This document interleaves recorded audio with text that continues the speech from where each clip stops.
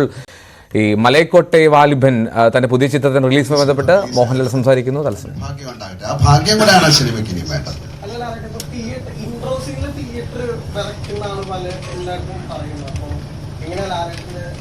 വിറയ്ക്കുമോ എന്നൊക്കെ എനിക്ക് പറയാൻ പറ്റില്ല, കുഴപ്പമില്ലാന്ന് തോന്നുന്നു. അങ്ങനല്ലല്ലോ, ഒരു പ്രസന്റ് ചെയ്യുന്ന രീതിയാണല്ലോ. ഇൻട്രൊഡക്ഷൻ എന്ന് പറയുന്നത് ആ സിനിമയിൽ ഒരാളെ കാണാൻ കാത്തിരിക്കുമ്പോൾ അയാളെ പ്രസന്റ് ചെയ്യുന്ന ഒരു ത്രില്ലാണ്, അതൊരു സ്കില്ലാണ്. ആ സ്കില്ല് ഈ സിനിമയിൽ ഉണ്ടായിരിക്കാം. ഇനി കണ്ടിട്ടേ പറയാൻ പറ്റുള്ളൂ. ഇനി മോൻ വരച്ചില്ല എന്ന് പറഞ്ഞിട്ട് എന്റെ അടുത്ത് വന്ന് വേണം. വിജി ചേട്ടാ, ഇപ്പം മലൈക്കോട്ടെ വാലിബൻ ആരാണ് അയാൾ? സിനിമ ഇപ്പം നമുക്കറിയാം, നൻപകൽ നേരത്ത് മയക്കത്തില് മമ്മൂട്ടി എന്നൊരു ആക്ടറിനെ എക്സ്പ്ലോർ ചെയ്യുന്ന ഒരു ചിത്രമായിരുന്നു നമ്മൾ കണ്ടത്. ഇപ്പൊ നേരെ മറിച്ച് മോഹൻലാൽ എന്നൊരു നടനുമായി ഒരു താരമായി എത്താൻ നേരത്ത് ഒരേ സമയത്ത് മോഹൻലാൽ എന്നൊരു നടനെയും താരത്തെയും ഒരേ ടൈമിൽ തന്നെ യൂസ് ചെയ്യുന്ന ഒരു ചിത്രമായിരിക്കും മലൈക്കോട്ടെ വാലിബൻ. ആ ഒരു കഥാപാത്രമായിട്ട് ലാലേട്ടനെ ഏറ്റവും പെർഫെക്റ്റ് ആയിട്ട് ബ്ലെൻഡ് ചെയ്യാനാണ് നമ്മൾ ശ്രമിച്ചിട്ടുള്ളത്. അല്ലാതെ ഇത്തരത്തിലുള്ള കാര്യങ്ങൾ യൂസ് ചെയ്തോ എന്ന് ചോദിച്ചാൽ എനിക്ക് അതിനൊരു മറുപടി പറയാൻ പറ്റില്ല. പക്ഷെ ആ കഥാപാത്രമായിട്ട് ക്യാമറയ്ക്ക് മുമ്പിൽ ലാലേട്ടൻ വന്നു കഴിഞ്ഞപ്പോൾ ആ കഥാപാത്രമായിട്ട് തന്നെയാണ് ഞങ്ങൾക്ക് എല്ലാവർക്കും തോന്നിയിരിക്കുന്നത്. അത് തന്നെയാണ് എൻ്റെ ആൻസർ. ടിനിച്ചേട്ടൻ സൂചിപ്പിച്ചിരുന്നു ലാലേട്ടന്റെ ഇന്റർവ്യൂ കാണാൻ നേരത്ത് എന്താണ് അദ്ദേഹം ആ ചിത്രം തിയേറ്ററിന്റെ പുറത്ത് നിന്നായിരിക്കും അത് ആസ്വദിക്കുക. കാരണം തിയേറ്റർ ഇങ്ങനെ കുലുങ്ങും, അത് കാണാൻ വേണ്ടിയാണെന്ന് പറഞ്ഞിരുന്നു. അപ്പം യഥാർത്ഥത്തിൽ ഈ മലൈക്കോട്ടെ വാലിബൻ തിയേറ്റർ ഇളക്കി മറിക്കുമോ?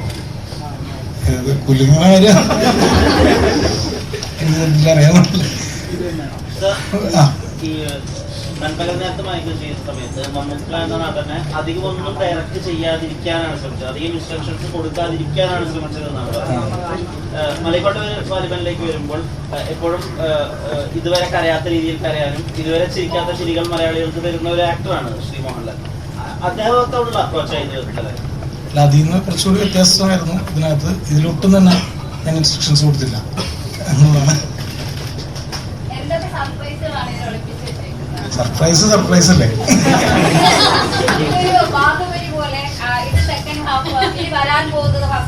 അങ്ങനെയൊക്കെ ചില കാര്യങ്ങൾ കേൾക്കുന്നുണ്ട്. അങ്ങനെ അതിൽ എന്തെങ്കിലും സത്യമുണ്ട്? രണ്ട് ഭാഗങ്ങളായിട്ട് വരാൻ സാധ്യതയുണ്ട് എന്നൊക്കെ പറയുന്നുണ്ട്. അത്തരത്തിൽ പ്രേക്ഷകർക്ക് പ്രതീക്ഷിക്കാൻ കഴിയുന്ന രീതിയിൽ, നമ്മളോട് പങ്കുവയ്ക്കാൻ കഴിയുന്ന രീതിയിലുള്ള സർപ്രൈസുകളുണ്ടോ? നിലവിലില്ല. സിനിമ ഇറങ്ങി കഴിഞ്ഞിട്ടുറപ്പായിട്ടും നമുക്ക് പങ്കുവയ്ക്കാവുന്ന സർപ്രൈസസ് ഉണ്ടെന്ന് വിചാരിക്കാം. ഏതാണ്?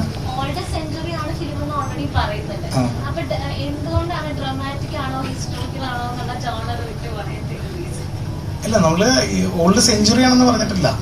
ഇതൊരു എന്താണ്, നമ്മൾ കഥയാണ് പറയുന്നത്. കഥ എവിടെ വേണമെന്നുണ്ടെങ്കിൽ നടക്കാം.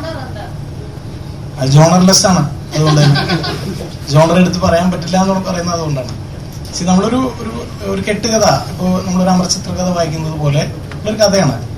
അപ്പോൾ ആ കഥയ്ക്ക് നമ്മൾ അതൊരു ത്രില്ലറാണ്, അതൊരു ആക്ഷൻ ഫിലിമാണ് എന്ന് ഒരു ജോണർ സ്പെസിഫിക് ആക്കുക എന്നുള്ളതല്ല, ആ കഥ പറയുക എന്നുള്ളതാണ്. അതിനകത്ത് എന്തൊക്കെയുണ്ടോ അതിനകത്ത് അതെല്ലാം ആവശ്യമുള്ളതെല്ലാം ഉണ്ടെന്നുള്ളതാണ് എനിക്ക് പറയാൻ പറ്റുക. അതിനൊരു കാലം പറയുന്നില്ല. ഇപ്പോൾ നമുക്ക് പരിചയമുള്ള ഒരുപാട്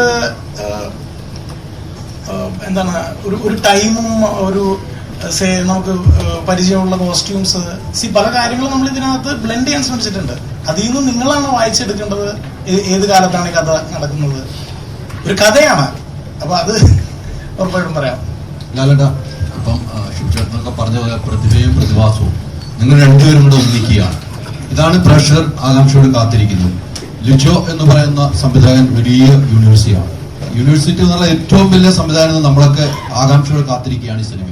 ലാലേട്ടനെ സംബന്ധിച്ചോളം ലിജോ ചേട്ടനുമായിട്ട് കൂടുമ്പോൾ ഉണ്ടായിരുന്ന ഒരു ആശയക്കുഴപ്പങ്ങളോ അല്ലെങ്കിൽ ടെൻഷനോ, ലൊക്കേഷൻ പോകുമ്പോൾ ലിജോ പറയുന്ന ഒരു ഫ്രെയിമുകൾക്ക് വ്യത്യാസമാണ്. അതെങ്ങനെയാണ് ലാലേട്ടൻ ഉൾക്കൊണ്ടുപോയത്? ലാലേട്ടൻ ഇത് പറഞ്ഞ പോലെ പ്രതിഭയും പ്രതിഭാസവും എന്നൊക്കെ ഉള്ളത് വിട്ടിട്ട് ഞാനും ഇദ്ദേഹം കൂടെ ചെയ്യുന്നൊരു സിനിമയായിട്ടാണ് ഞാനിതിനെ കാണുന്നത്. അത് നന്നായിരുന്നോ ഇല്ലയോ, ഇതൊക്കെ ആ വാക്കുകളൊക്കെ പിന്നെ ഓരോരുത്തർക്ക് തോന്നുന്ന വാക്കുകളാണ്. അപ്പം അദ്ദേഹത്തിൻ്റെ സിനിമകൾ ഞാൻ കണ്ടിട്ടുണ്ട്, അദ്ദേഹത്തിന് എനിക്കറിയാം. അദ്ദേഹത്തിൻ്റെ ഫാദറുമായിട്ട് ഒരുപാട് സിനിമകൾ ഞാൻ ചെയ്തിട്ടുണ്ട്. അദ്ദേഹത്തിന് സിനിമയെ റെസ്പെക്ട് ചെയ്യുന്ന ഒരാളാണ്. സിനിമയിൽ ഭയങ്കര മാറ്റങ്ങൾ കൊണ്ടുവരാൻ ആഗ്രഹിക്കുന്ന ഒരാളാണ്. അദ്ദേഹത്തിൻ്റെതായൊരു സ്ഥാനമുണ്ട്. അപ്പോൾ അങ്ങനെയുള്ള ഒരാളുടെ കഥയിലേക്ക് പോകുന്ന സമയത്ത് ആ കഥയിൽ വളരെയധികം പ്രത്യേകതയുണ്ട്. നേരത്തെ ചോദിച്ചാൽ ഇതിൽ ഒരു സ്ഥലത്ത് നടന്നൊരു കഥ, ഒരു അമർചിത്ര കഥ എന്ന് പറഞ്ഞ പോലെയാണ് അല്ലേ. അപ്പം അതിൽ എങ്ങനെ വേണം എന്നുള്ളത് നമ്മൾ ആലോചിച്ചപ്പം അതിൻ്റെതായിട്ടുള്ള ലൊക്കേഷനുകൾ, കോസ്റ്റ്യൂമ്, കാര്യങ്ങൾ എല്ലാം വരുമ്പോഴാണല്ലോ ഒരു കഥാപാത്രമായി മാറുന്നത്. അങ്ങനെ മാറിയപ്പോൾ ഉണ്ടാകുന്ന ചില കൺഫ്യൂഷൻസ് ചിലപ്പോൾ ഉണ്ടാകാം. അതൊക്കെ അദ്ദേഹം അത് നമുക്ക് സോൾവ് ചെയ്ത് തരും. നമുക്ക് സംശയങ്ങൾ തീർച്ചയായിട്ടും ഉണ്ടാവുമല്ലോ. അപ്പോൾ ആ സംശയങ്ങളൊക്കെ ദൂരീകരിച്ചുകൊണ്ട് തന്നെയാണ് ആ സിനിമ മുന്നോട്ട് പോയിരിക്കുന്നത്. അപ്പം അതിനെ ഒരു സിനിമയെ പിന്നെ എന്താണ് ഒരു വലിയ സിനിമയാക്കി മാറ്റുന്ന ഒരുപാട് ഘടകങ്ങളുണ്ടല്ലോ. അതിലൊക്കെ അദ്ദേഹം ശ്രദ്ധ ഊന്നിയിട്ടുണ്ട്. അതിൻ്റെ ക്യാമറ ആയാലും, അതിൻ്റെ കോസ്റ്റ്യൂം ആയാലും, അതിൻ്റെ മ്യൂസിക് ആയാലും, റീ റെക്കോർഡിംഗ് ആയാലും, അതിൻ്റെ കാസ്റ്റിംഗ് ആയാലും. ആ കാസ്റ്റിങ്ങിൽ തന്നെയാണ് ഞാനും ബന്ധപ്പെട്ടത്. അല്ലാതെ എനിക്ക് വേണ്ടി എഴുതിയൊരു കഥയല്ല. ഒരു കഥയിലേക്ക് എന്നെ അദ്ദേഹം കൊണ്ടുവരികയാണ്. ആരാണ് ചോദിച്ചത്? മലൈക്കോട്ടെ വാലിബന്റെ റിലീസ് സംബന്ധിച്ചുള്ള വിവരങ്ങൾ പങ്കുവയ്ക്കുകയായിരുന്നു മോഹൻലാലും. ഒപ്പം സംവിധായകൻ ലിജോ ജോസ് പെല്ലിശ്ശേരിയും. അടുത്തയാഴ്ച ചിത്രം തിയേറ്ററുകളിലേക്ക് എത്തും മലൈക്കോട്ടെ വാലിബൻ. കൂടുതൽ വാർത്തകൾ